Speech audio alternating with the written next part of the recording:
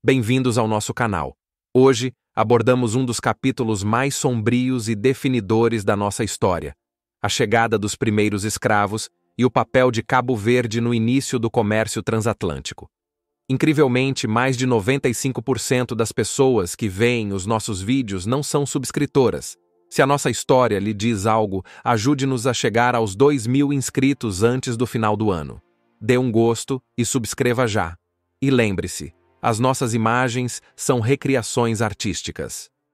A história de Cabo Verde como um centro do tráfico de escravos começa com um documento, a Carta Régia de 1466. Este decreto real concedeu aos primeiros colonos de Santiago o privilégio de comerciar nos rios da Guiné, a vasta região costeira de África, em frente ao arquipélago. Esta licença para comerciar, que incluía o comércio de pessoas, transformou as ilhas, desde o seu nascimento, numa plataforma legal para a escravatura e definiu o seu destino econômico para os séculos seguintes. O sistema não começou com a captura de pessoas pelos portugueses. Numa fase inicial, os europeus inseriram-se em redes de comércio e de guerra que já existiam em África. Eles negociavam com os reis e chefes locais, que controlavam o acesso ao interior do continente. Os primeiros escravizados a chegar a Cabo Verde eram, na sua maioria, prisioneiros de guerra de conflitos entre diferentes reinos africanos. Conflitos que a procura europeia por mão de obra viria a intensificar de forma trágica. Os lançados, ou tangomãos, eram as engrenagens essenciais desta máquina. Eram comerciantes portugueses, muitos deles degredados ou cristãos novos, que viviam no continente africano. Eles aprendiam as línguas locais, criavam famílias e atuavam como intermediários, trocando os produtos europeus, como tecidos, álcool, cavalos e armas de fogo, pelos produtos que os chefes locais lhes vendiam, incluindo ouro, marfim e, cada vez mais, seres humanos. Uma vez capturada ou comprada, a pessoa escravizada iniciava uma jornada terrível. Era acorrentada e forçada a marchar durante dias ou semanas desde o interior até aos postos comerciais na costa, como Cacheu ou Bissau. Esta primeira etapa da viagem era marcada pela violência, pela fome e pela doença. Muitos não sobreviviam a esta marcha forçada até ao litoral. O primeiro filtro brutal de um processo desumano que ceifaria milhões de vidas ao longo de 4 séculos.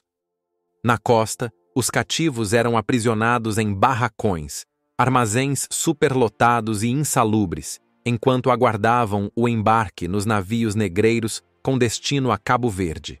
Aqui, eles eram examinados como mercadoria, marcados a ferro quente com o símbolo do proprietário ou da companhia comercial, e separados das suas famílias e dos membros da sua comunidade, uma tática deliberada para quebrar os seus laços e a sua vontade de resistir. A travessia marítima da Guiné para Santiago, embora relativamente curta em comparação com a viagem para as Américas, era uma experiência aterradora.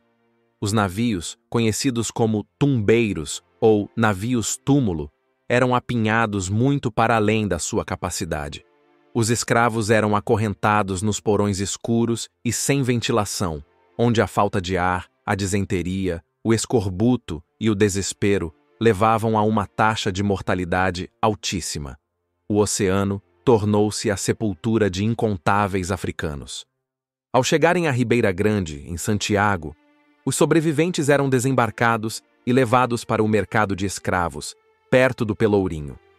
Eram novamente examinados, e os doentes ou feridos eram frequentemente deixados para morrer, pois não tinham valor comercial.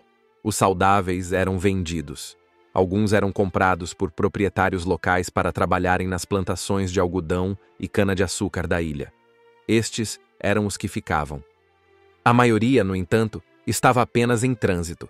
Santiago funcionava como um entrepôt, um centro de triagem e aclimatação.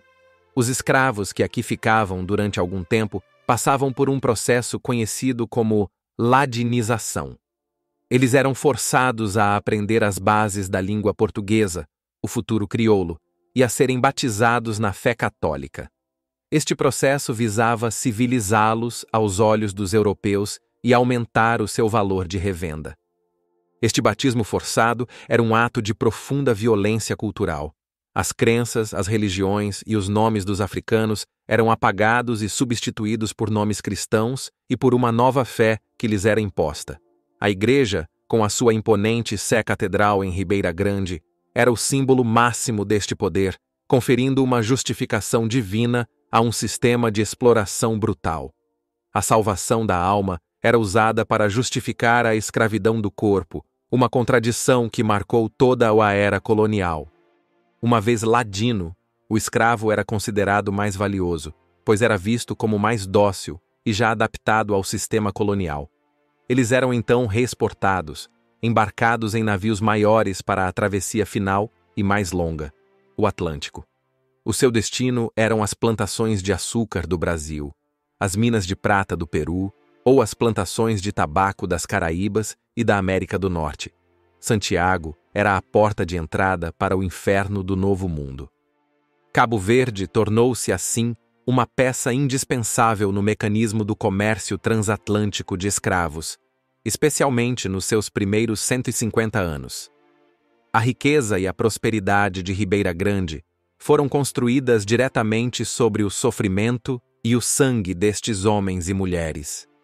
Os belos sobrados de pedra, as igrejas e as fortificações foram financiados pelos lucros gerados por este comércio desumano, uma verdade que não pode ser esquecida. Este sistema não funcionava sem resistência. Desde o momento da captura, os africanos resistiam de todas as formas possíveis. Havia revoltas nos navios negreiros, suicídios em massa e, em Cabo Verde, fugas para o interior montanhoso de Santiago.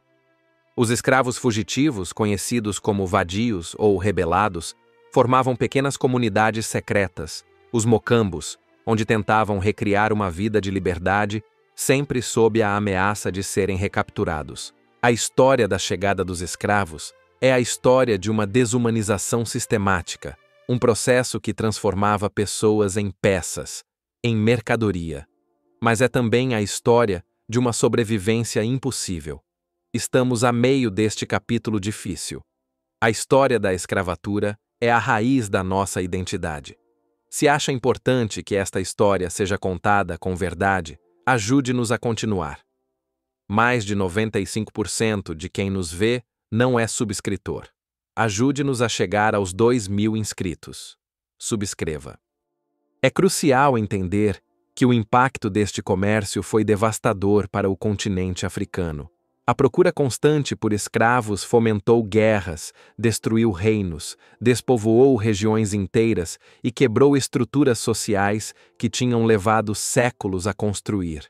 A introdução de armas de fogo europeias, trocadas por cativos, criou um ciclo vicioso de violência que desestabilizou toda a África Ocidental durante séculos, um legado de dor e de subdesenvolvimento. Em Cabo Verde, o impacto foi a criação de uma sociedade totalmente nova. Ao contrário de outras colônias, aqui não havia uma população indígena a ser subjugada.